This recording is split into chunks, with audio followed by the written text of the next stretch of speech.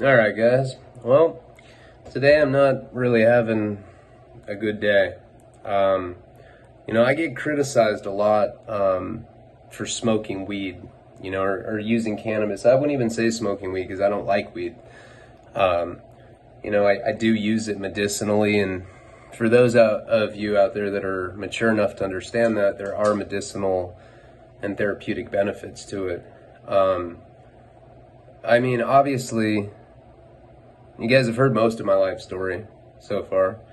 At least the more recent stories, we're in the third prison term right now, and, I'm on a road trip right now with my friend Nick, and he was asking me what the worst periods of my life were, and I ranked them, and say the worst was when I kicked methadone back in 2009. I was facing 10 to life at the time. My girlfriend at the time died. That was really, I can't even really articulate the level of pain that I endured during that period. And then the second was losing Paul, which it just affected me profoundly. Not even so much in like a negative way, it's kind of like I felt like I'd lost Paul years ago, figuratively anyway. I've talked about his story. He did get sober for 5 years at one point, and he was instrumental into getting me sober. He was like I know it sounds really cliche, but he was one of those guys where I felt like if he could do it, I knew that I could. I know I had that effect on people when I got sober for 3 years as well. He was like a real deal drug addict, alcoholic, and the disease killed him. But the fact that he got sober for 5 years made like the whole thing more tragic, because I got to see the best version of him. We'd known each other for like almost 20 years, and I feel like I didn't even really get to know him on a real genuine level until he did get sober. And then he relapsed because he went to the dentist, and the dentist had given him Percodan or whatever, Percocet, one of those opioids, and Paul had vehemently tried to reject that whole idea, like, hey, I'm a drug addict, I can't take that. He was doing really well. He was in AA, he was sponsoring people, and he told the dentist, I can't do that. The dentist's like, I don't want to get a call at 3 a.m. that you're in, some sort of unbearable pain, and I'm going to have to do some emergency dental work. So he gave him painkillers, and he went out. The last 2 or 3 years of his life, he was addicted to dust-off, which is what you use to spray a keyboard. It's a rare addiction. It's not super common, and it gives you brain damage, permanent brain damage. And I don't know, he just, the last few years of his life, we'd lost him already. It's kind of like having my grandmother had Alzheimer's. My mom is dealing with that right now as well. And you kind of feel like you lose them, in a figurative sense before they actually pass anyway. When you're older, it's tragic in itself. But when you're, I think Paul was, 37 when he died? Your mid-30s, and you lose your cognitive ability. It was really sad to see, and he was struggling a lot, and he was really suicidal towards the end.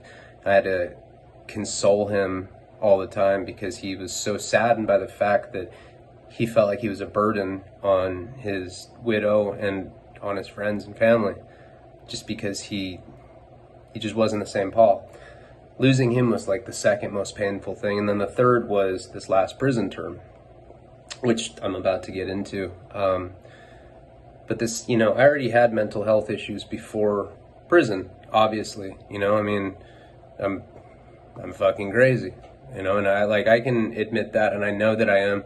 I deal with it on a daily basis. And for years, I'd medicate with it. Jesus, this is just a downer video, and I'm sorry, but I feel like it's important to try to convey what I'm feeling. I don't fucking feel like doing a video right now. And I was telling my friend that, and he was like, well, maybe you should. Maybe this is the time to do one. you know, because maybe I make light of or glorify or make satire of like the shit I've went through, but you should know that I really, I'm in a lot of mental anguish most of the time. It's really hard to be me. I'm literally batshit crazy. And so I had these mental health issues. A lot of that's racing thoughts. You know, I always had that. I had ADD as a kid, and the racing thoughts evolved into just kind of like a nasty mutant as I got older. The more bad things that happened to me throughout my life in the later years, and you know, I guess I'm not trying to say I'm a victim in all of it. You know, a lot of my problems were self-inflicted, and I realized that. I do believe that I have a disease of addiction, and a lot of that was self-medicating the racing thoughts, which make my life incredibly unmanageable. You know, in relationships, you know, like Karina thinks that a lot of times I'm not paying attention to her. I'm like completely self-absorbed. It's not even that. It's just like really bad racing thoughts. And what happened is as things got worse and worse for me, those racing thoughts got darker and darker. And so when I smoke cannabis, I do it at night. The doctor recommended it to me. I hate smoking pot, you know. It's always made me like really insecure and self-conscious and everything.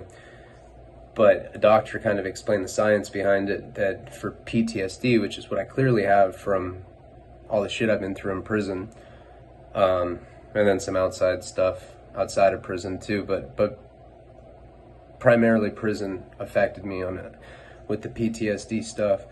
And the doctor explained that I can use cannabis to decompress at night, and then it prevents manic episodes. I'm on a road trip right now. You know, it's like 4 a.m. I wanted to record a video earlier because there's a lot of outside pressure for me to put content up, especially because I'm on Patreon now and people pay for content, and like I understand that, you know, you're paying a monthly subscription. The economy is precarious right now, and I really do appreciate that people support me in that way. But I'm not always in the mood to be self-deprecating and to like, you know, be the clown and like, oh, look at how fucked up my life is. I didn't bring any herb up here with me. I just didn't. You know, my buddy doesn't smoke, and you know, I don't know, I just didn't bring it. I could have, and I just didn't. I thought I'd be okay. And what I found is when I don't smoke, when I don't have that decompression at night, I seem to get into these really like fucked up manic episodes, which I'm in right now. Like suicidal ideation. You know, I like the racing thoughts are tainted with such ugly imagery from like all the violence that I've seen, that's been done to me, that I've done to other people. It becomes this like hellacious loop in my mind, and it's like this track of racing thoughts that just make me want to kill myself just for relief, or make me want to get loaded. And I don't use drugs anymore. I mean, not hard drugs, you know, but I want to be a good father, and like that's the most important thing in my life. So I don't use drugs, so I don't find this relief. And so I haven't smoked for like 3 or 4 nights. Usually at night I smoke and I decompress, and I'm just consumed with like these really dark, ugly thoughts, you know, like just like seeking relief. And not just with drugs, you know, like literally like wanting to kill myself just because like I can't, like I fucking hate like the way that my brain works sometimes. Now, some of it can be channeled for positive stuff, you know, creativity. I don't think I'd be as creative if I didn't have that like dark manic side to me. But I don't know, I'm dealing with that right now. Like I'm almost having like a panic attack. You know, I'm away from Karina and Nico, and it's just, you know, I can't work out because I look at my hand, you know, another like, so that's my normal hand, and then this is this hand. It's just fucked off, you know? So I can't work out. That's another positive outlet that I have. So where does that leave me? That leaves me with a 10-minute introduction that's probably comparable to coming down off crack. So what, if you haven't smoked crack, the last 10 minutes that you've listened to this depressed person talk is what coming down off crack feels like. Please like, comments, and I'm just kidding. But do those things. But, you know, that's how I'm feeling, you know, like literally, like I feel like killing myself. That'll pass, you know, it's like momentary, but like I'm just so depressed and like affected by the PTSD that I've been through, and then like, you know, outside pressures and stuff. Not anyone's fault. It's just the way that my constitution is at this point. You know, this last prison term like affected me on like levels that I can't even really put into words. I can just tell you what happened, and you can kind of like form your own opinions of like why my mind has been, you know, clouded with such darkness. It's just like constant, like paranoid fits, paranoid, like I was attacked, so many fights and riots and just crazy shit. You know, inhumane treatment by COs, you know, my own people ganging up on me, and it's impossible not to be affected by that, you know. And, you know, there's definitely weirdos that are weirder than me. The guys that, like, finger their butt. And like, dude, I'm fucking buzzed right now, dog. Get it? Whoa. Those kind of guys. Alright, so I threw a joke out. So maybe I won't be so depressed during this video. But it's just really, like, how I'm feeling. And you probably should know that it's not all rainbows and ponies and cupcakes. I don't know why people like use that as an example of like what happiness is. That's definitely ain't my fucking happiness. Rainbows, ponies, and cupcakes. I think puppies are in there too. I do like puppies, but I don't really like the other stuff. Rainbows, ponies. I don't give a fuck about ponies. What's the other thing? I don't know. All right, let's get into the story. Sorry for this really depressing introduction. It's just how I'm feeling right now, you know? And like, if I don't post shit, people on Patreon like send me like bomb threats. I'll bomb you. I'll fucking bomb you, dog. You ain't bomb. No, you ain't bomb. All right, I'm not bomb. All right. Well, I'm not gonna pay you $3 next month, bitch. How's that? And I'm like, oh man, I gotta do a video. Can't go without that. So here we are. I'm gonna post this shit anyway. I don't even care. Whatever, you know. Just having a hard time tonight. And that's okay. Maybe I should smoke some weed. Wish I had some. I would. So where we had talked last time is I'd gotten sentenced to 3 years on my birthday. Now, I'd already done the 8 months in the feds. And remember, this whole case from the get-go, I mean, I can own up to like the Fed case, the cartel case. I did all that. You know, I knew that what I was doing would get me put in prison for a very long time, you know, dealing with that kind of weight. And it did, you know. So when it happened, I wasn't, you know, indignant about it. I was just like, oh, that checks out. All right, I'll go to prison. And that's that. And I did. And I went from being like a little 23-year-old kid with acne to a 27-year-old man with acne. But I was a little buffer. My dick didn't get any bigger. But I was more confident. And that's all that matters. When you're confident, your dick kind of doesn't need to be big, you know? It's just, you kind of just walk around with that confidence. So after I got sentenced to that 3 years, you know, and I just got in a fucking fight. I was in the hole in jail. I got to see Karina and Nico, which like further made me sad and mad at myself, like self-directed hatred. And not to mention the fact that on this last third term, I spent so much time in the hole. Sometimes I deserved it, sometimes I didn't. You know, I mean, if you're violent, you deserve to be in the hole. Other reasons that I went, you know, investigation, shit like that. I don't think I deserve to be there. When I get to state prison, which I'm about to talk about, I don't think I deserve to be in the hole for any of that stuff either. So I remember talking to Karina that last night, and they were saying, you know, I was telling her, yeah, like, you know, I'll call you in the morning. And then right after I got off the phone, it was like 10 o'clock, maybe like an hour later, 11, maybe at midnight, said, Leone, roll it up, you're going to prison. I was like, wow, that was fast. I mean, you never really hear, you know, everyone, when you go to prison, it's called catching the chain. So you always hear people be like, yeah, you know, it takes two to 4 weeks to catch the chain after you've been sentenced. I guess maybe there was just a bus going to Wasco that day. Wasco's the reception center. So for those of you that don't live in California or haven't been to state prison or don't know how the state prison system works, when you get a state prison sentence, which is becoming increasingly rare. There's very few crimes these days that they'll send you to state prison for in California. They passed that thing called AB 109. I've talked about it before, and that was basically Jerry Brown, which was our former governor's response to overcrowding. You know, California State Prison used to be incredibly overcrowded, and like the system was just completely bloated. You'd see photographs of people just, laid out on the floor, completely overcapacitated. Sometimes they wouldn't even give these guys banana boats, which are, or banana beds, which are like these little plastic beds that they put on the floor when there's overcrowding.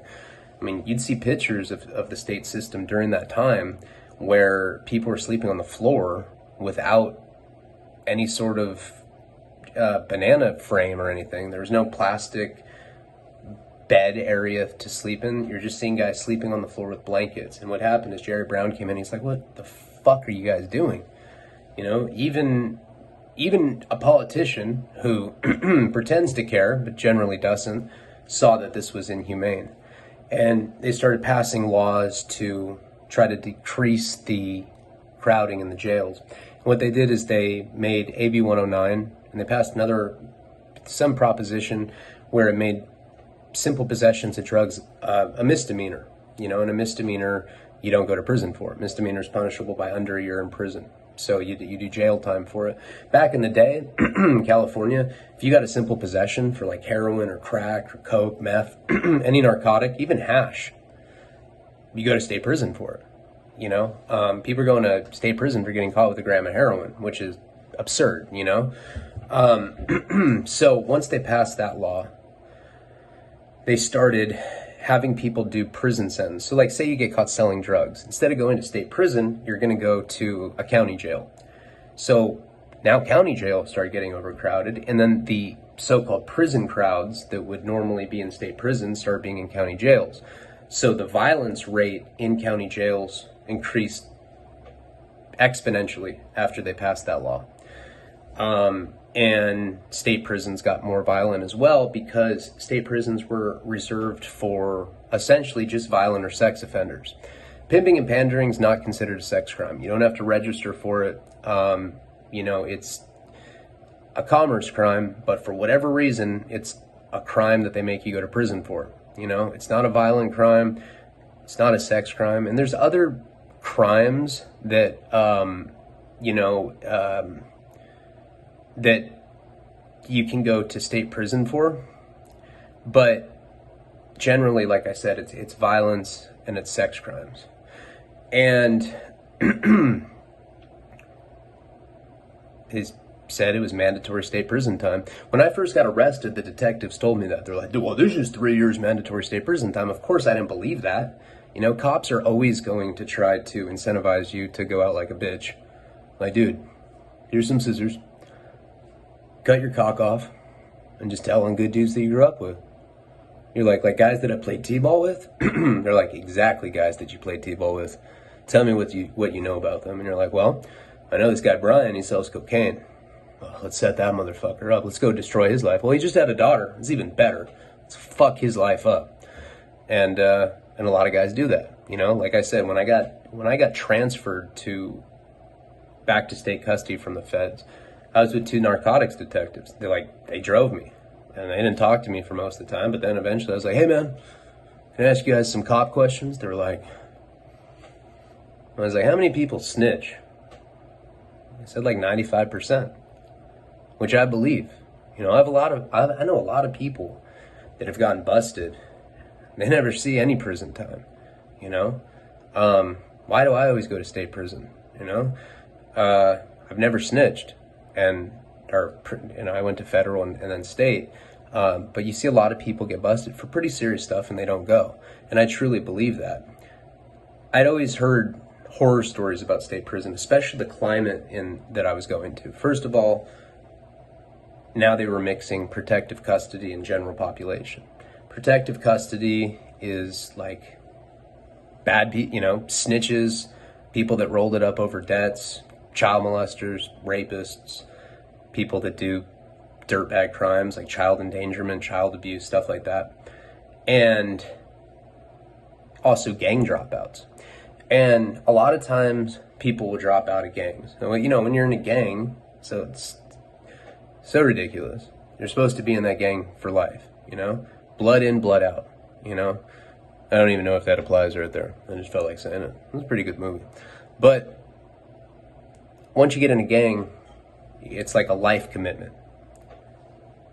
Sometimes guys don't want to be in gangs anymore, you know? Like, a lot of times you'll find that gangs are on straight bullshit, you know? Like, a lot of times gangs aren't loyal. And that's like one of the fundamental pillars of being in a gang. But like, you'll hear them do horrible stuff. Like, I had a friend, he was a dropout, right?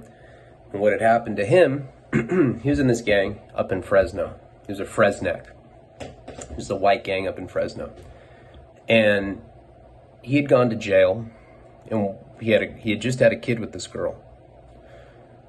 He goes to jail, and one of his fellow gang members starts fucking his baby mama. Well, this is like one of his like so-called brothers. So he ends up taking off on one of them in jail, you know, just like like kind of like bucking against the gang.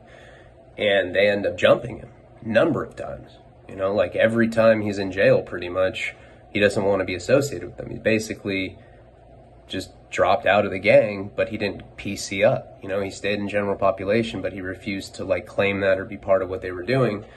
And, you know, eventually he got jumped so many times that he had to like officially PC up and drop out. You know, in a situation like that, I don't know. Does that make him a piece of shit, or does it make them a piece of shit? You get older and you start getting disillusioned by this stuff, by all the prison politics, especially in California, because they're very racist, and they're very hypocritical. You know, like one guy can do this, but the other guy can't do that. It's a favoritism thing. And, you know, if you're a gang member in prison, and I'm not saying that this guy did this specifically, but a general rule of thumb, if you're a gang member in prison, say you're a Southsider, you drop out. You're like, I'm not with this anymore. A lot of times people have kids and they're like, you know what? I don't want to be in this life anymore. They decide to drop out of the gang because when you're in a gang, they make you do gang stuff. What does that mean? Well, secret handshakes, dance-offs, organized soccer leagues. No, I'm just kidding. None of that stuff. They make you put work in. You know, they make you go whack somebody that's in your gang. Oh, you know, this guy's fucked up. You got to go stab him. I know a lot of people that were in that position. They didn't want to be in prison for life, so they dropped out. Now, I'm not excusing dropping out. I'm not excusing any of it. You know, it's like, but I do understand that people get different priorities in life as they get older. You know, you start having kids, you start having a sick mother or father. Suddenly all that stuff doesn't seem that important to you anymore, you know, being a convict. And generally the people that are committed to that life stay in that life. You know, that's just general rule of thumb. But when you drop out of a gang in prison will be like, yeah, we'll put you in SNY, which is special needs yard in California, which is protective custody in other places. They don't have that in the feds, really. I mean, there are some PC yards now, but for the most part, that don't really exist in the feds. You know, it's not like a separated population when you get in there. If you like PC up in the feds, they just keep you in the hole indefinitely. I mean, there's guys that have been in the hole for like 10 years, you know, like because they got high on meth once. And they like went up to the cops, they're like, dude, there's people trying to kill me, I gotta go. No one was trying to kill them, they're just twacked out and they thought that, and then that's it. Their like career's over, they can never come out of the hole. They have like a beard, You know, they have like a volleyball in there named Mandy. Hey, Mandy. You know, remember that girl? And so as like a trade-off for the protection of law enforcement, which is never considered a good thing. If you're a convict, that's like one of the worst things you can do is go up to a cop and be like, dude, I gotta go. You know, please take me off this yard. It's considered a bitch move. You know, you're not considered like a man anymore if you do that. You know, and a lot of times if you're a gang member, they make you debrief. That's like they make you pretty much tell them what's going on. Oh yeah, dog, fucking baby Scrappy up in Chino. Oh yeah, fool, you got a cell phone fucking charger up his butthole, fool. Hey, palabra, fool, you got a cell phone charger up his butthole, dog. And then they go shake him down, and they just like pull this like 9-foot cord. It's like one of the long ones, like one of the long like power cord cell phone chargers that you get at 7-Eleven. They don't even need that. They just like do it on the cuff. They're like, I want the big one. Hey, Don, can I get the big one? Yeah, baby Scrappy, you can, fool. Hey, put the vario, fool. Palabra. You know, and so that's what happens. You drop out, you debrief. That's why people that drop out of gangs are considered no good. It's not even like the dropout part, it's the debriefing part. Because now you're painted as a snitch, which, you know, who likes a snitch? I don't even think chomos like snitches. Maybe. They're like playing softball. They're like, all right, come on, Eddie. Yep, you're a sex offender too. Come on, come on. What about Bill? No one ever picks Bill. Bill snitch, man. What a turd, bro. Nah. We'll pick Bobby the rapist. Come on, Bobby. Oh, thanks, man. Yeah, fuck Bill. He's a bitch. Yeah, he is. That's how it is. You know, it's very fucking weird. So, PC bad, right? And what happened is there started being a proliferation of PC gangs. That became a thing. You may have seen it on the History Channel. Gay boy gangsters. Like, yo, fool, GBG, fool. You know? Knock them out, then we'll suck their dicks, dog. Fuck you. GBG. Gay boy gangsters. That's a real thing. And then there's 2-5ers, and there's Northern Riders, and there's Green Lighters, and there's like there's PC gangs, and they're like multiracial. Yeah. Yeah. You feel like you're at some charity concert or something, you know? Like a black gang member, and there's like a paisa, and it's like the village people of PC gangs. It's great. Can you imagine if a riot cracks off with like a multiracial gang? They have to wear like orange construction worker vests just so you know that like, oh no, you're not on our team, dude. You know, it's hard to tell because usually in the traditional sense in a prison riot, it's divided by gangs. You know, there's the blacks over here, or by races. There's the blacks, there's the whites, the others. They're always fucked. Others are like, hey fool, we're gonna go at it with the blacks. It's like, dude, there's 6 of you. There's like 500 of the black dude. Till the wheels fall off, my boy. Till the wheels fall off. And then they get killed. They get like exterminated. There's no more others. And what are others? They're always some, you know, some like Pakistani guy. He's like, I got busted for lotto scratch or fraud, man. They give me 26 years, bro. Like, I don't believe you. That sounds weird. Let me see your paper. I'm another. I don't need to show you nothing. I'm from Pakistan, man. You know, this is really how shit goes. A lot of times they run black. You always see that. I told you, when I was at San Bernardino, I saw a black guy running paisa. He's like, no, dog. What's a black voice? I don't know. I can't do one right now. Oh, no. I always want to talk Southsider, even when I'm trying to impersonate a black guy. But yeah, this black guy was running paisa. He's like, no, dog, I'm a paisa. How are you a paisa? Dude, my baby's mama cousin is from Puerto Rico, bro. I'm a paisa. I'm like, paisas aren't even Puerto Rican. He's like, shut up, dude. There's more of them than the black guys, so I want to be them. You see stuff like that. Like in jails. In prison, that wouldn't fly. So there started being this proliferation of PC gangs. There also started being a proliferation of PC in general. Just people rolling it up for debts. People owe a bag of Taster Choice. They're like, no way I'm dealing with this. They're not getting my $7. No fucking way. I'm gone. and then they go to PC, and then they do the same shit in PC, and then they get like beat up everywhere they go. It's a vicious cycle. But so many PC gangs started popping up out of nowhere, these multiracial charity concert type organization. And because of that, consequently, there's a lot of violence in protective custody. See, PC used to be like, mellow, Like you could there's a bunch of chomos playing Uno, or Go Fish, or other games that are aimed at children for that demographic. For some reason, the chomos know those games. And they'd just be like, play their Uno, nobody would fuck with them. Now they go to PC and people are stabbing them in the face with forks and shit. There's no forks in prison. I don't know. It's a poor example, but they're getting attacked now. And ironically, they're the ones that get protected. The child molesters. What the fuck is that?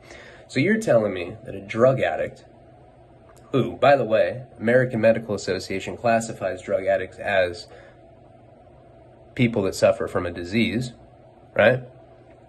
And they don't get protected. Oh no. Nope. But the chomos do. They're like, well, no, we don't want them to get hurt. But we'll let the guy that smokes crack on the weekends and just happen to get a possession, we won't protect him. We'll put him with all the killers. But the chomos, nah, man, they need to be protected. Now they're going to private prisons, all over California. They're going to the plush private prisons where they have microwaves. And that may sound silly to you, like a microwave. How's that a perk? Microwave's a big deal. Not all prisons have that. You get that on the brochure. You see the multiracial hit squads making burritos in the microwave. Oh man, that shit looks tight, man. We only got this hot water dispenser. This sucks. Or a stinger. They give you stingers in state prison. You can buy them on the packages. So anyway, this is what happened, right? So all these PC gangs started popping up. It became unsafe for PC people in PC. They started fighting about who was the bigger piece of shit. They're like, no. All I did was snitch, dude. You're a rapist. We're gonna fight now. And the rapists are always pussies because they're rapists or child molesters, and then they always get beat up. So it became very dangerous and very weird, and the whole culture just started kind of shifting. I've heard many theories as to why integration, that's what it's called, when they mix PC and GP. Why did that happen? Why did integration go down? Integration happened because, what I've heard, this is one theory, and this is what I believe to be correct, they ran out of room because there's so many people that are piecing up or going SNY. And they either build more prisons or they just let people get killed. Because what do you think is going to happen when you put protective custody with general population? The GP guys are not going to be like, oh, dude, you snitched? That's cool. Yeah, no, that's cool. Let's go do some pull-ups. Swear to God, I won't stab you when I go out to the yard. And then they go out to the yard and they get stabbed. That's just what happens. I mean, come on. Actually, it's even more immediate than that. GP, automatically, it's just our duty to take off on a PC right when you see him. You have 72 hours to get off the yard. To get off the yard, you have to take off on a PC guy. And what happens is you have to take off on a PC guy twice. The first time, they kind of let you off on a warning. It's like a freebie. The second one, you get a write-up, but they'll take you off the yard. That's what they were doing. Then they were making it so that if you took off on a PC twice, you go do a shoot term. So you're basically in solitary confinement for the rest of your prison term. Then they started charging you with battery. So the higher ups, the hierarchy of the Southsiders, the Norteños, the Woods, the skinheads, all the hierarchies, blacks, they don't ever care. Honestly, black guys don't really care that much. Now, not to say there aren't a ton of solid black guys, there are, but they're not structured like the whites or Hispanic gangs are. They're just not. They don't check paperwork like that. Some do, definitely there's Bloods that that check paper. There's Crips that check paperwork. It just kind of depends what set you're from or whatever you're doing. Once you're in prison and you're black, it doesn't matter because you're on the same team anyway. So, so the high ups now are saying, okay, It doesn't count if you just get a shoot term. No. You got to get a battery. You have to get a new charge. That's a minimum of like 2 or 3 years. So you're looking at doing like another year or two in prison for getting off the yard, and then you go do a shoot term. You know, it's ridiculous. Yeah, they want you to go do more time. And if you're a father, it's like, man, okay, I didn't know any of this going into this. This is just kind of what was going on during this time. All I knew was that I was going to state prison in a very volatile time period, right? And when I end up getting on the bus, right? So the way that it works is like, so I rolled my stuff up at Santa Barbara County Jail. I was in the hole already because remember when I got to the drunk tank, I kicked this guy in the face. He was one of the guys that had jumped me, one of the bush dwellers. I saw him sleeping and I was like, yeah, just for my own dignity, I gotta kick this guy in the face. I never thought that I'd be a face kicker, but that's what I am. I am. On paper, I'm a face kicker. So what? So what? Guy fucking deserved it. If you don't think that guy deserved to get kicked in the face, you've not been paying attention to the videos. That guy deserved it. I should have done worse. You know, and someone asked me, well, did the guy even recognize you? Did he know? You're about to find out about that. So, they make me roll my stuff up. What does my stuff consist of? Nothing, really. I have like a few letters from Karina, and I always save all my letters. I have every single letter that anyone's ever written me in prison at home. It's all filed alphabetically. It's color-coded by time. No, it's not color-coded, but I do have every letter that I've ever written, or that I've ever received. When we started getting in for, material for the documentary, Jeff actually spent like a whole month scanning every piece of paper that I'm like a hoarder, you know. I'm a hoarder and a hoarder. A hoarder. And he uploaded all this stuff, right? Scanned it, and so we have it all. So we have every letter, which is kind of cool. In the documentary, we have like some of the choice letters and stuff that we show during some of the prison terms that I've been on. So I had like a few letters. I think I might have had I think that's it. I think I just had some letters and I had a book and I had some pictures. So they have you put all your stuff in like a plastic garbage bag. Now they take everybody that's going to prison and they put you in the same place that you would go if you're getting released.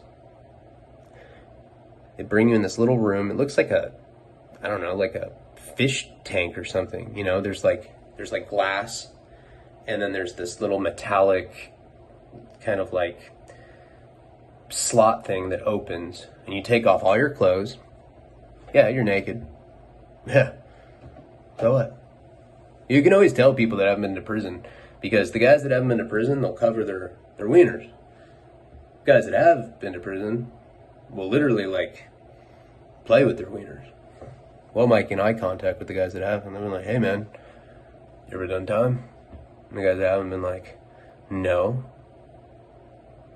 Sure looks like I want to. And then like some weird soft jazz comes in and everyone just starts butt fucking, sex riot cracks off. Probably a plot of some porn somewhere. But yeah, you're naked with all these guys in a room. And what's fucking bizarre about it is they leave you naked like that for like a long time, for like 45 minutes, and everyone's naked. What do you do naked with a bunch of guys that you don't know? Play charades, truth or dare, spin the shampoo bottle. You know, no, you just stand there and you have conversations. And like I said, the people that haven't been to prison, it's interesting because they'll cover their dicks. The guys that have been to prison, they don't. Unless they have like some weird like micro penis, which you do run into. I've seen them before. It's weird to see, man. It's real stuff. It's a real thing. Yeah. And then you see dudes that are like packing straight heat, you know? And it's kind of makes you a little depressed. It's probably why I was so depressed in the beginning of this video. All the fucking big dongs I've seen throughout the years in prison. So we sit there and we're talking, and everyone's kind of like, you know, I mean, it's kind of like everyone's talking about prison. Oh man, can't wait to get to prison, dog. It's so much better than this, bro. You get a CD player, you get magazines with no nudity, but you know, you can get American Curves, you can get Lowrider, bitches with thongs, homeboy, and you're like, what? Can't wait, you know? Contact visits. I mean, that's what I was really looking forward to, was contact visits. And then you also get what's called family visits in state prison, where you get a conjugal. Yeah, it means you can fuck. They literally bring you like in a trailer that's on the prison, prison grounds. You go into this little trailer for the weekend with your chick, and you fuck her. They just gave that to lifers too. Lifers used to not be able to get that because I guess some dude, I don't know. There's different rumors or whatever for what happened, but legend has it that this guy was getting a visit from his wife. She was pregnant. She shows up with a baby bump. He'd been in prison like 7 years. He killed her. He killed her in the visit room. And then, not to be too graphic, I mean, my channel is pretty graphic. Then he fucked her dead body for like 2 days. And he was watching like Judge Judy and shit, like just boning his dead wife, pregnant dead wife. Yeah. He got in trouble. It took 60 days, a good time. No, I'm just kidding. He was already doing life. I think that's why they took it away for lifers. And if you have a domestic violence on your record, you can't have one. and yeah, that's, so that was one of the incentives to go. You can get a conjugal visit. You have to be married, but it's weird. Like in jail, you can get married over the phone. So there are definitely reasons that I wanted to go. I wanted to be able to hold Nico. It was so nice to be able to do that at Victorville, even though, when it was over, it was like the most, felt like I'd been stabbed in the chest. So we're all like kind of, like seeing Nico and Karina go, and just like that feeling of just absolute hopelessness or helplessness, knowing that I couldn't go with them. Seeing your child just getting taken from you, it was crazy. I felt like I was in The Lion King, like some non-cartoon version where they take your baby in a prison room. I don't know. Sometimes I say stuff that's like that. That just makes no sense. So, after about 45 minutes of being naked with a bunch of men, and it stinks, dude. Naked dudes smell like shit, especially in jail. I mean, it's a smell. Jails stink to begin with, but you throw some nudity in there, horrendous. It's offensive how it smells. It smells like an onion or something. You know how like body odor can smell like straight bunk ass herb? That's what it smells like. Cause you're with like the most like homeless. You're with like, these Santa Claus looking homeless guys. And they're like are completely pale except for like their crotch is just tan. You're like, oh yeah, this guy's a weirdo for sure. So you hang out with all these guys for a while, and then they give you paper suits. And so these paper suits are, what they sound like. They're suits made out of paper. They're kind of like, the disposable surgical masks, how they're made out of, do I have one? I might have one on me. You know how they have like those disposable surgical masks and they're made out of like that kind of like paper cloth material? That's what these suits are. We've talked about it before. Getting a boner in a suit like that is hardcore. And every time I go to sleep, I get a boner. Every single time without fail. So you wake up and you have this paper boner. It's ridiculous. You look like such a creep, And that happens. And also, it's really tough on skid marks. That thing, if you have just a hint of shit left in your ass, you're getting just these very, eloquent skid marks, So after that, so you get these paper suits on. Then they bring you into another cell, but this cell has a phone. This is the same cell that they brought me in when I got jumped in the beginning of my term. Remember, by the bush dwellers. After they jumped me, and I called Karina, and we talked like all night long. And you pretty much get unlimited free calls. Now, they usually turn the phone off at a certain time. Like all the phones go off automatically, or at least I thought that. Not in this cell though, because this particular cell is where they put you, like when you first are arrested. It's like one of the cells. So there's like a cork board with all these bail bondsmen's phone numbers on it. I called Karina like 30 times. She didn't pick up. It was the middle of the night. She didn't think that I'd be calling, and she didn't pick up. She probably cheating on me. She said, oh fuck, dude, he's calling. I'm cheating on him. I'm not picking that up. I'm cool. No, I don't think that. Maybe I don't even care. She's good to me my whole term. Wrote me letters, sent me pictures, put money on my books. I don't know. Whatever she was doing is her business. But okay, so I called her a bunch of times. I was bummed out about that. I was trying to tell her I've been to prison. Now, after that, that's like another 2 hours. There's all that. Then they put you in one more tank.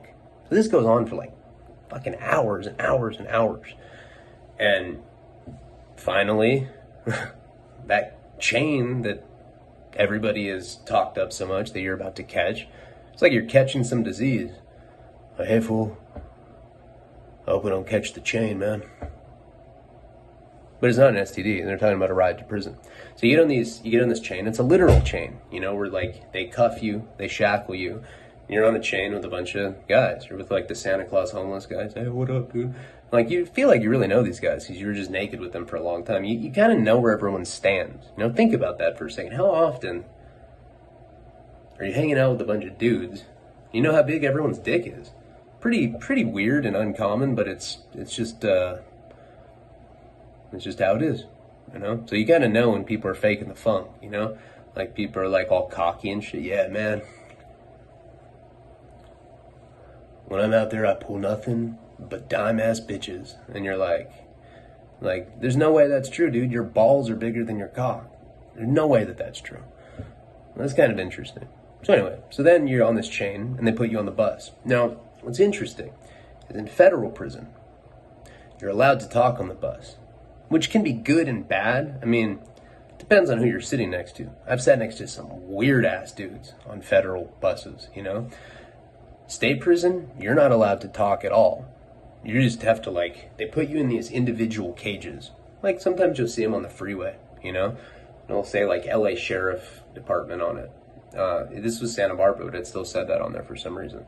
So they put you in these individual cages. They kind of look like confession booths or something. Like, you're in these cages, you're shackled, and you just sit there, and then they turn off the lights. So you're in pitch dark, and you don't hear anything. Silence. And it's super and you have the paper suit on. So of course you're thinking, like, fuck, do I have skid marks? Am I gonna get a boner? So many different possibilities of embarrassments with the paper suits. And it can rip. Yeah. Imagine if it rips. You know, while you're shackled. You're shackled and then you just have this big tear. I've seen that happen too. Okay, so then so it's like the middle of the night. So they probably grabbed us at about midnight. And then they drive us up to reception, which I was going into earlier. So if you're not from California, if you've never been to state prison, I know they have this in other states as well. They have something called reception. Now, reception is like a big classification center. And and if you go to state prison, you have to go to reception. You go there and you see your counselor, which can take anywhere from a month to a year. They never tell you when. The counselor comes, they do your points, so they classify you. Pretty much they assess like where you should go, you know, based on like your age, history of violence, history of butt fucking, check, right here. And based on that assessment, that's where they place you. And you go to what's called the main line. A main line is a main prison, and they have 4 custody levels. They have a level 1, level 2, level 3, and a level 4 yard. The higher the level, the more severe the prison is, the harsher it is. Like Pelican Bay has this horrible reputation of being this like hardcore gnarly prison. You know, it's a level 4 yard. They also have a level 1. It's called a support yard. See, all prisons have what's called a support yard. Support yards are like basically a camp, and it's autonomous because the 1 yard, like, they do everything. They do like the plumbing, the land, like anything that the main prison needs. They basically make you be like in a work crew. So it's kind of like modern slavery, you know? You're basically working for nothing, and you're just facilitating the prison. And then they probably still get like subsidized by the the feds, and they just pocket the money.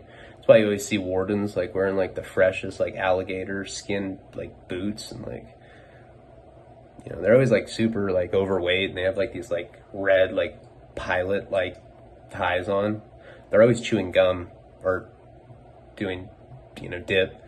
Always something oral. Wardens are into oral, you know? Okay, so you go to this reception center. Like I said, you're there for about a month to a year. And when you finally see your counselor, they go over your points, they classify you, they ask you where you want to go. which is funny because you never get to go where you want to go. I wanted to go to I forget what it's called, but it's in San Luis Obispo. I wanted to go there, and then my second choice was, I think, Soledad or something. I don't know. I don't remember. I wanted to go to like one of these yards that was like closer to Santa Barbara so that I could see Nico and Karina and my parents frequently. They come and ask you where you want to go, and then after you see the counselor, you can be there for another few months, and you're waiting to get endorsed. Getting endorsed means that you're, designated. In the feds, it's called designated. You know which prison you're going to go to. Then once you're endorsed, and how do you know if you're endorsed? They really don't tell you, but if you bug the cops, they'll tell hey man, am I endorsed? I'm not going to tell you. You're like, dude, I'll suck your dick. They're like, all right, dude, you're going to Centinela. You're like, phew. I'm not doing it. And they're like, spray you. Stop resisting, And once you're endorsed, then it's called catching a bag. So like a few times a week, they'll call you, there's like a PA system, and they'll call you and they'll be like, Leone, come get your bag, roll it up. You're going to mainline. You're always rolling it up and going somewhere, and then you get on another bus and then you go hit a mainline. So that's how this works. But you have to go to reception first. And reception, like I said, it's a classification center. It's basically an extension of a county jail. Imagine being at like a very, very big county jail with a bunch of people from county jails from all over the state.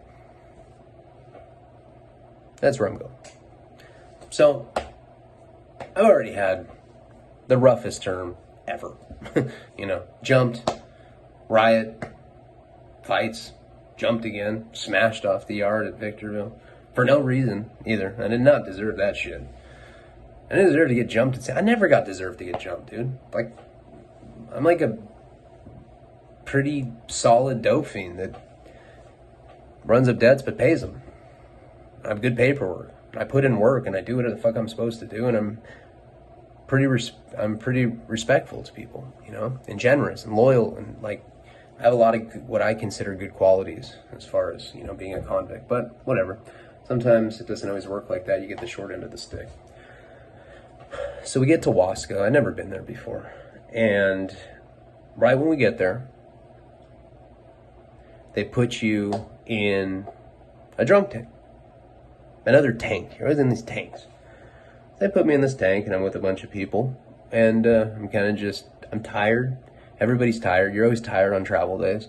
And I kind of just curl up in a ball in the corner and just kind of pass out. I wake up, and they make you very weird. It's almost like scary. You're at like some like factory that's like manufacturing you as like a state prison number. So like you kind of like go around this loop at Wasco. Like first you're in this tank, then you go and you have to get naked. You have to get naked, and there's like female cops there, and they're just all looking at you, and you got to get naked. You got to do the show behind the ears, like that with your ear. My favorite, you lift the ball sack up. I always do that and wink, do the Michael Jackson. Then you have to turn around, you have to show them your feet, then you have to get your butt cheeks, pull them apart, and you have to squat and cough. I just thought it'd be funny if somehow you had a ping pong you had in your ass, and like you went to squat and cough and it just like popped out. I don't know if that's possible. If you're gonna stick something up your ass from the outside, ping pong without anything in it's probably kind of lame. Probably get beat up for something like that, I'd imagine. But I don't know, it'd still be kind of funny. So you do the squat and cough thing, and you're like in this row of like fucking a bunch of people doing that. It's weird, like 20, 30 people. A bunch of people naked, like like coughing in unison. Strange. After that, put you back in the tank.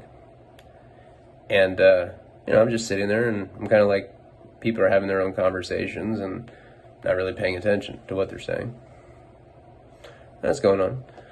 And then you have to go do various clearance things. So it's like comparable to federal prison. Like, you got to go see a doctor. It's always some like really creepy doctor that has like, what's it called? Gingivitis, It always reminds me of like Jason's mom in the first Friday the 13th. Like all these like black, like fucking streaks in their teeth. Always, the doctor's always like, you know, and they're always foreign, some sort of foreign, but you can't like place where. It could be India, but it could be Kenya. You know, you just don't know where these guys are from, right? Weird. Always foreign medical staff, always at state prison, and they always don't speak English very well. And they kind of ask you like these like kind of cursory questions, you know, like, do you have AIDS? I don't think so. I'm gonna say no. Do you have hepatitis? I'm like, which one? C. Yes. Do you have herpes? What? Is that really on there, or you just want to know? Come on, tell me. Do you have herpes? Yes. They don't even check anything. I'm like, I knew that fucking question wasn't on there, weirdo. Do you have AIDS? I'm like, you already asked me that. Well, you caught it. Sometimes they don't catch it. Well, I didn't catch AIDS. No, you caught the question. I ask it twice. See, sometimes they say no. I ask again, they say yes.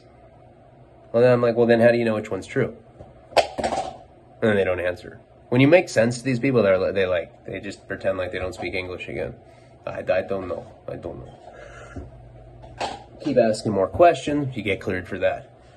Then you go to a mental health specialist. Now, this is generally a white person, usually overweight. Some like country ass person too. Always the same fucking kind of people. You know, so you go see this like, you know, this psychologist, and they go, hi, we just want you to answer some mental health questions and make sure that you're not a harm to yourself or others. I'm like, dude, I am the biggest fucking harm to myself and others. Are you kidding me? I think everybody in prison is a harm to themselves and others. I don't think you can be in prison if you're not. That's why I'm in prison in the first place. That's what the fucking court said. What kind of questions are these? Just answer the questions. Do you ever hear voices?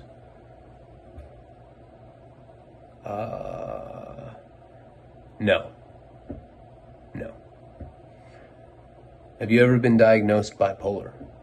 Yes. Do you have ADD? Yes. Do you have this? Do you have that? Do you have that? You know, they ask like a million questions. Do you want to kill yourself? And you want to say, yes, I do. Every fucking day I want to kill myself. How could you not want to kill yourself in an environment like this? I get fucking beat up like every week. No, I don't. I'm fine. I'm acclimating. Do you use drugs? And you never answer yes to that. Of course I don't use drugs. Well, how do you have hepatitis C then? Tattoos? Duh. Okay. Do you use alcohol? No. You don't answer yes to any of those. Because when you answer yes to those, then when they do their random drug test, you're already on the list of like the one or two idiots that was honest with them. Never be honest to law enforcement. Ever. I learned that a long time ago. When you're honest to them, they always use it against you. And that's why they say anything you say can and will be used against you. They're definitively saying anything you say, we're going to fuck you over with. Think about it. Anything you say can and will be used against you. But you don't say anything. You're like, nope. Except for like a few, like, you know, ADD, in the like slight possibility you might get some sort of Vyvanse or something. No, they don't give you shit like that. And that's another interesting thing. I'd been schooled before I got to state prison. Don't tell them that you have mental health problems. I'm like, but I do have mental health problems. But don't tell them that, because they'll categorize you as what's called triple CMS. If you're triple CMS, you can't go to a lot of cool yards. You know, they put you in like yards with JCats, guys that think they're pigeons, and other animals like that. Okay, so you don't do that. You know, again, don't be honest with them. A lot of things that you say in that intake process can hurt you. So you do that. You do the medical clearance. You do the psychological clearance, and then you go back to the tank. And then they give you a sack lunch, and you get peanut butter and jelly, which is always a treat. Really, I really mean that. I mean, it's better than like the the fake ham stuff that they give you that isn't even ham. You feel like you're eating a paisa or something, like a piece of a skin of a paisa or something. It's seriously, it's the craziest shit like ever. And paisas will even be like, I think this is paisa. And you're like, dude, you would know. Is it? I don't know, maybe. I don't trust these fuckers. Me neither, man. A lot of paisas missing lately from the unit. I don't know. It's really some weird meat. I don't know. I'm just kidding. It's not a paisa. I was just trying to make a joke. I'm feeling less depressed now after this video, by the way. Sorry for that very, very, like, horrible opening. But it's really how I was feeling, you know? I go through these, like, weird manic episodes, you know? It's like mental health stuff. It's so stigmatized, but, like, you really, like, need to understand, like, the shit that I've been through in prison has fucking affected me in, like, a really bad way. And I think that it would be disingenuous of me to, like, try to present it in what it's not. What it's not is that I was not affected by it. I'm very much so affected by it. It made me much more violent, it made me much more angry, and it made me much more insane. I'm insane. I know that. You know, I made a lampshade out of a person yesterday. It was cool. He deserved it. I owed him money. Okay, I'm just kidding. It's fucking late, you know? I can't hit him every time, guys. You know that. You know that as well as I do. Okay, so after all of that, I go back in the tank. Okay, so now I'm in the tank again. We're eating the peanut butter and jelly, like I said. You know, you hear everyone like, yo, dude, I got an apple for a PB&J. I got cookies for this. It's like always like some marketplace. And then, you know, people, you always get the beggars too in situations like that. Like, you know, you'll get some fat dude who'll be like, hey, man, can I get your PB&J, bro? Please, bro? It's like my favorite PB&J. Like, what do you mean it's your favorite piece? It's like I don't know, it's my favorite though, bro. Please. Okay, well, what do you want to trade? Oh, no, bro, I mean, like, can I just have your... Why the fuck would I give you my peanut butter and jelly, dude? What do you think, I'm an idiot? Leave me alone, you fucking weirdo. Oh, dude. Come on, bro. It's a bunch of New Yorks. Okay, so I'm in there, a meeting, uneventful up until this point. I'm sitting there. I hear a Southsider talking about being in a SNY. PC, right? I thought I heard him say that. And I was like, wait, what? Are they already mixing us? Because as far as I know, I'm GP. Not SNY. Never rolled it up. They tried to get me to go that route when I got beat up. I didn't. So now I'm like kind of tripping. I think that I may be in a mixed tank, or I might be in a pure SNY tank. Either one of those scenarios is not good, right? I'm not going to, like, there's no way I'm going to program with fucking PC people. This is at least the attitude I have at this moment. So I kind of listen. And I don't hear they don't say anything about it again. So I don't really know what's going on.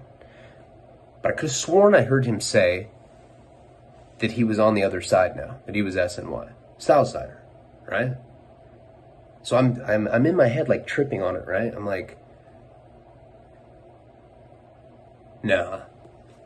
There's no way I'm SNY because when I was leaving the jail, I was in a tank. Like, you know, when I was naked with all those guys. Feels weird to say that. I'll say it again. When I was naked with all those guys in the tank, those guys were GP. So how the fuck would I be in SNY now if I was already in a tank with GP? And when they put me in San Bernardino, I was GP as well. And I was actually the rep of the unit, and then I went to Victorville and I wasn't, right? And I'm like, dude, you gotta understand. This is my third term. You know, I've been literally programmed to hate PC and SNY. Like everything about it that it represents, to my core, is against who I am as a person.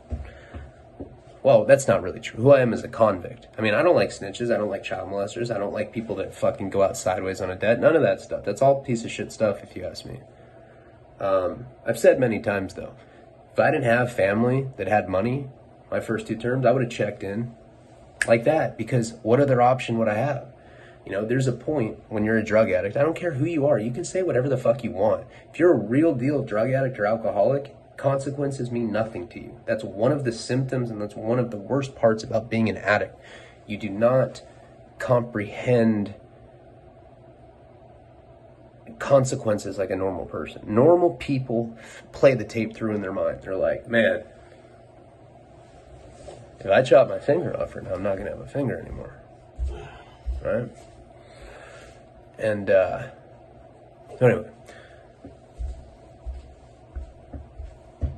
I've got like 1 minute left here. Alright. I gotta go here in a second, guy. You probably know that if you're watching the video, because it's at the end of the little fucking red thing. You probably already pressed dislike. You're like, fuck this bitch.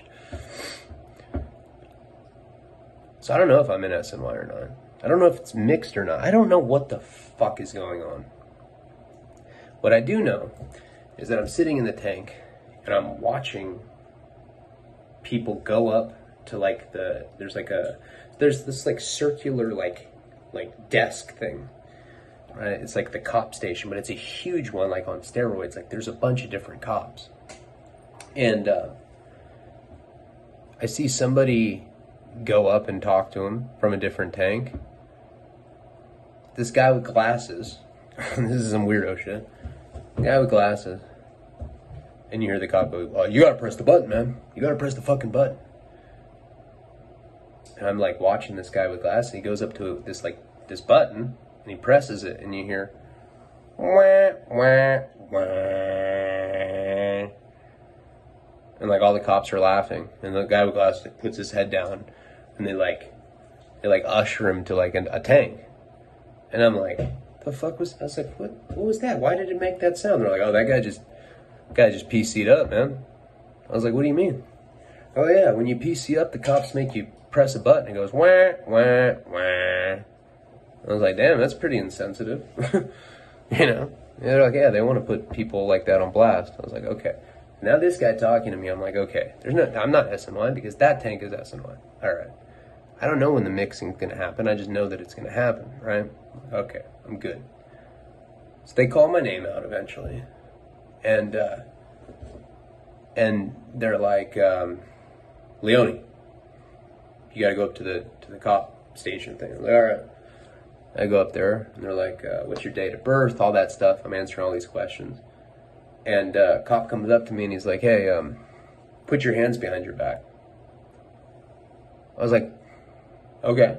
Now, I'm used to that, right? I've done a lot of hole time, whatever, to make any movement in the hole, you put your hands behind your back and you get cuffed. So I got cuffed. I had no idea why or what was going on. I just figured I was getting moved somewhere. And they take me into an office. There's like 3 cops. And they start reading me my rights. I'm like, what the fuck is going on? Why are you reading me my Miranda rights? And they're like, well, do you know so-and-so? Said a name. Didn't know. I'd never heard this name in my life. I didn't know. They're like, well, you did assault someone at Santa Barbara County Jail a few days ago, right? I'm like, I was like, I'm not answering any more questions without an attorney. Am I being charged? And they're just like, yes, you're being charged with assault. I said, for what? He said, you assaulted somebody at Santa Barbara County Jail a few days ago. You're being charged with assault. You're getting an ad charge. Got referred to the DA, Santa Barbara. And you're going to have to go back to Santa Barbara now to fucking face that charge. I was like, and I didn't say anything past that because I didn't want them to use it against me, as we were talking about. They start telling me for me. They said that the guy that I kicked was pressing charges against me. My entire world came crashing down on me. I was like, are you fucking kidding me? After all of this shit, this little punk-ass dude that jumped me with his friends is pressing charges on me. And we will get into what happens next in my happy, wonderful life in the next installment of this series. Thank you guys so much. Sorry for the depressive introduction to this video. It's just how I was feeling. Felt it was important that you should know. I feel better now after doing a video. Maybe that's what it was. I don't know. Like, these things are kind of therapeutic, like the confessional aspect of it. But please like, comment, subscribe. If you're not on Patreon, check out patreon.com/Ryan Leone. It's getting very verbally abusive there for me. You YouTube guys will fit right the fuck in. I appreciate you all. Stay safe out there. Much love to you. Palabra.